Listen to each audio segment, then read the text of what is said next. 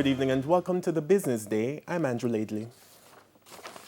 Gas prices are going down tomorrow. A litre of 87 and 90 gasoline will sell for 66 cents less. 21 cents will be shaved off the price of automotive and ultra-low sulfur diesel. However, it will cost 71 cents more for kerosene. The price of propane will increase by 45 cents, while butane will decline by $2.26.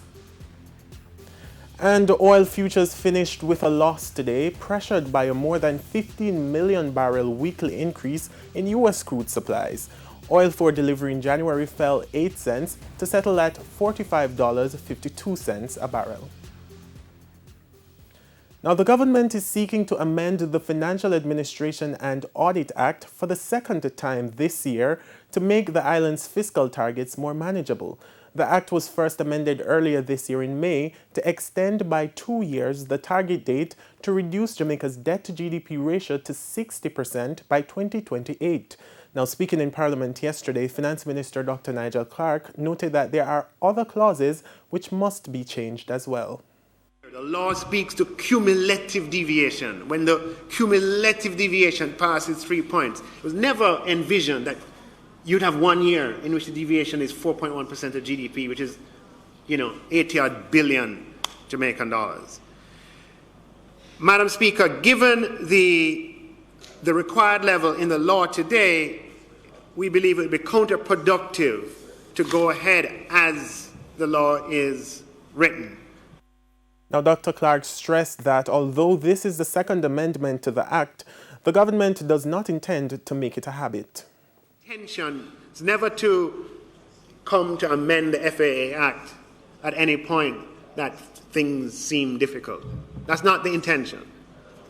This year, however, Madam Speaker, is not any year with any ordinary difficulty. This is the year of a 1-in-100-year pandemic where the worst economic decline in Jamaica's entire history, and in the context of a global economic decline of historic proportions not seen for at least 90 years. That's the context in which we are seeking this amendment, and the spirit of it is that it's an amendment that we would want to have the support of the opposition on. Currency trading ended today with the US dollar selling for $144.95. The Canadian dollar sold for $112.93. The pound closed at $192.73, while the euro is going for $175.67. Now, the JSE index lost 5,597 points today, and the junior market index slipped by 3 points. Among the winners were Portland JSX, Siboney Group, JMMB Group 7.5%, Paramount Trading and Blue Power Group. Now, on the losing side were ISP Finance Services, Consolidated Bakeries, Mayberry Jamaican Equities, Trans Jamaican Highway US dollar shares, and Key Insurance. And that's the Business Day. I'm Andrew Laidley. Good evening.